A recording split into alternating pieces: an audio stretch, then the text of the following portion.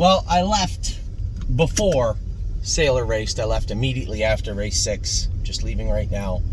Obviously, I'm disappointed and angry, and I know that James is upset and angry too, but that's racing. You know, getting the babies this experience is important because, you know, you look at horses like tonight. First time they've ever done anything at night. And I'm not trying to make excuses because every horse that raced in those races, it's the same for them too. You know, I've always told everybody we're going to be very careful with Brace for Landing because mentally he's got it, but physically still a little immature, right? Very, very fast colt, and I just don't want him doing more than he should be. Now, I would have been a little more happier had he done what he was supposed to tonight. I would have liked for another qualifier, but when it came up that they needed another horse for 2 divisions to go, I got looking around and, you know, I talked to James about it, and he said, well, I think Brace for Landing will be fine. And it's not that he's not fine, but, you know, like I'd said when I was leaving, the horses need to be screwed down tight when they're going behind the gate.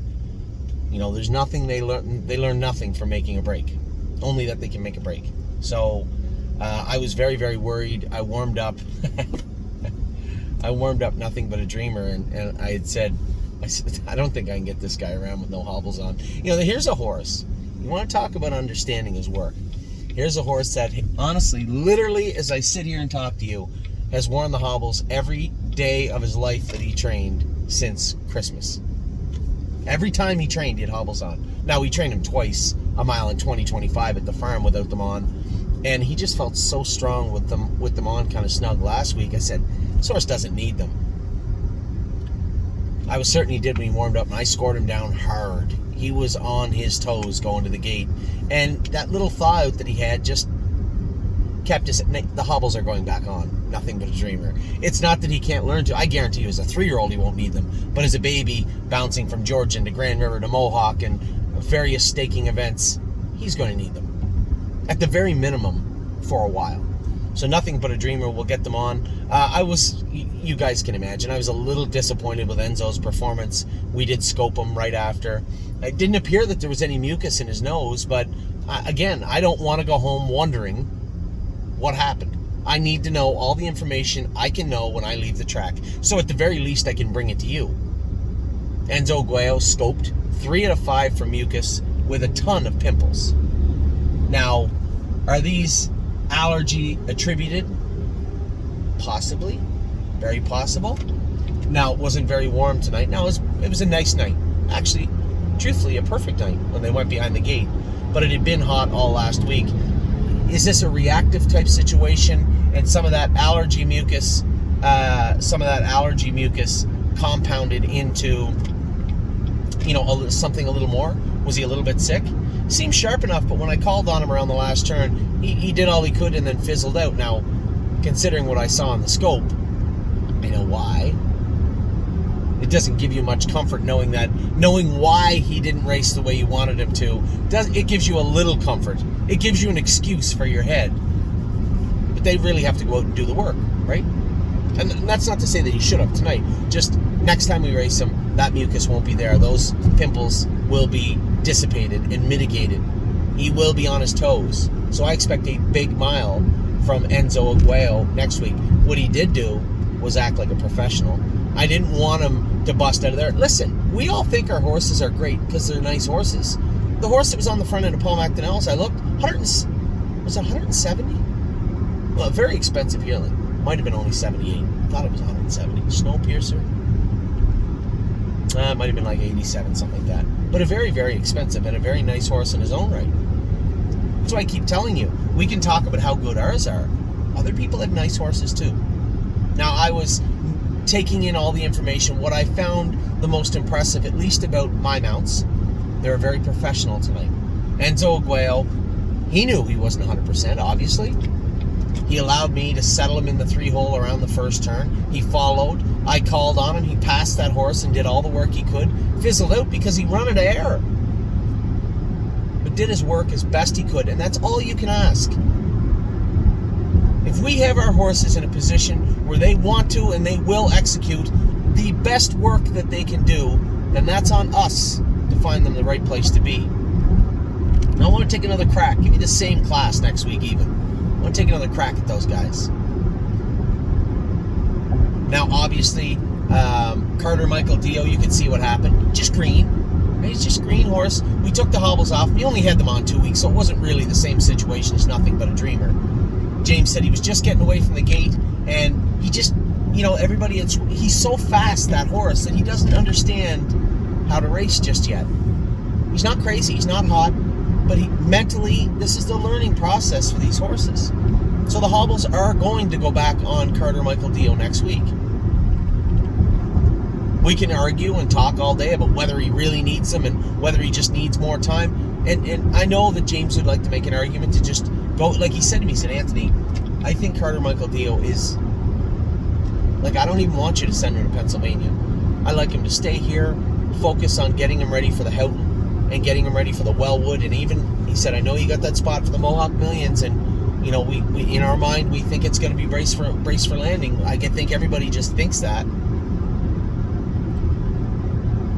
This is a special horse, I think, which means a lot. I mean, James knows how angry I was, and I wasn't angry at him, just the whole situation. He thinks that Carter Michael Dio is a special horse. Well, he's going to be a special horse with hobbles on next week, is what he's going to be, 100%. That's what he's going to be. Brace for Landing, that was just, there's a part of me that thinks if you would have scored him down like I scored down Nothing But a Dreamer, that he wouldn't have run. But would he have been hot? The last thing we want to do is get this horse hot and uncontrollable. And he could get that way. James is in a super tough spot. You're trying to be easy, very, very quiet with this horse, but at the same time understanding, allowing him to go to sleep a little bit, puts you in a position where that can happen. Where the horse can go up to the gate, look around and say, wow, look at this, and just roll off stride. And that's all it was. I was right beside him when he ran. I literally, because at this moment going behind the gate, I thought I was going to make a break. I was laser focused on how can I get this horse trotting in the proper place. If you were at the track, if you were one of my partners on Nothing But a Dreamer, if you were at the track, you know what I'm talking about. You saw him score down in front of the stands. All he did was gallop, coming down the stretch in front of the stands. That's all he do is gallop. So I was beside myself. I'm like, you're such an idiot for taking the hobbles off this horse. At the very least, you should have schooled him. Like I'm scolding myself, like I've schizophrenia going to the gate. And then I see Brace for Landing make a break. I literally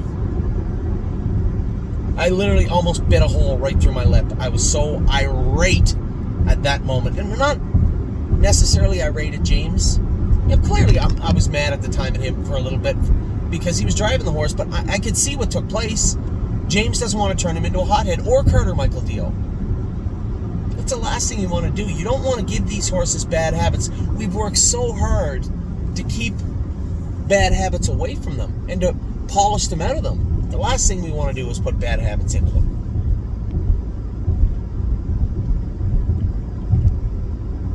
So Brace for Landing will go again next week, and he'll likely be screwed down a little tighter. In fact, I'll likely put Carter Michael Dio and Brace for Landing in next Tuesday. I'm back from Kentucky.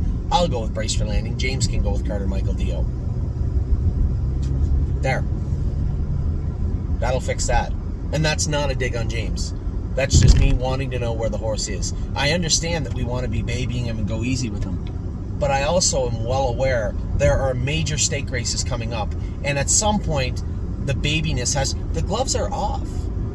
We train them all year and we school them all year so that we don't have to go through this bullshit speech about how, you're just going to baby them around these first 2 starts. No, you don't. That was what schooling and training was for. 12, 13 starts. That's what you got. That's what we got this year. Tonight was a wasted opportunity. And that's just him being green and silly. And I'll give him a bye. I'll give him a pass because I think so highly of this horse. But he won't get a pass next week. Next week he won't get a pass. So we'll make sure that he's screwed in a little tighter next week. We'll make sure that he's on his toes and he understands that tonight is race night, not playtime. No. Not kindergarten, not recess. A week from tomorrow, he will be on his toes a little bit. I don't want him wound up tight. I don't want him crazy. But I do want him to understand that breaks will not be acceptable and that it's race time. And that's exactly where his mind will be next Tuesday night. So, again,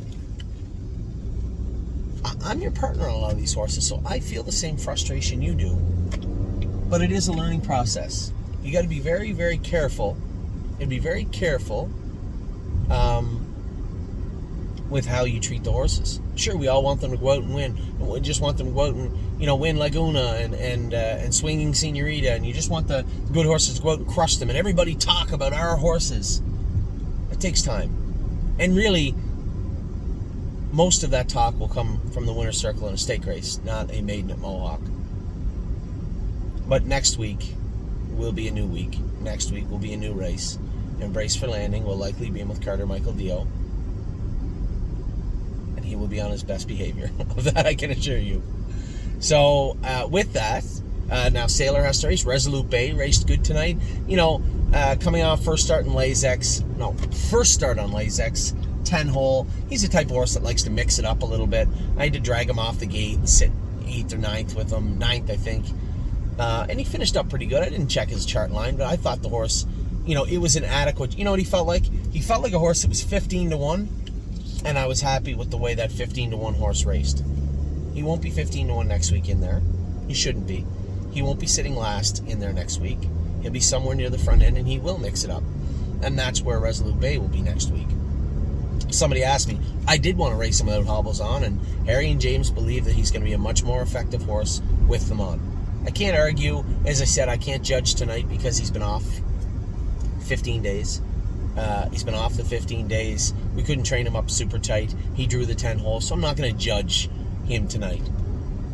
A good horse. I love that little horse, and I think he's got a very, very bright future. So, we have 2 sets of hobbles ordered for next week for... I'm joking, they're in the barn. Carter Michael Dio will definitely have hobbles on. Nothing But a Dreamer will definitely have hobbles on. Brace for Landing will knock some of the cobwebs out of him this week for next Tuesday. Enzo Aguayo will be 100% healthy. Resolute Bay will be tighter. And good luck to everybody with Sailor. I couldn't stay and watch it. I was just vibrating. So I'm all right now. I've talked myself out of it now. I've calmed down. I will talk to you all very soon. Good luck to Sailor. Take care, everybody.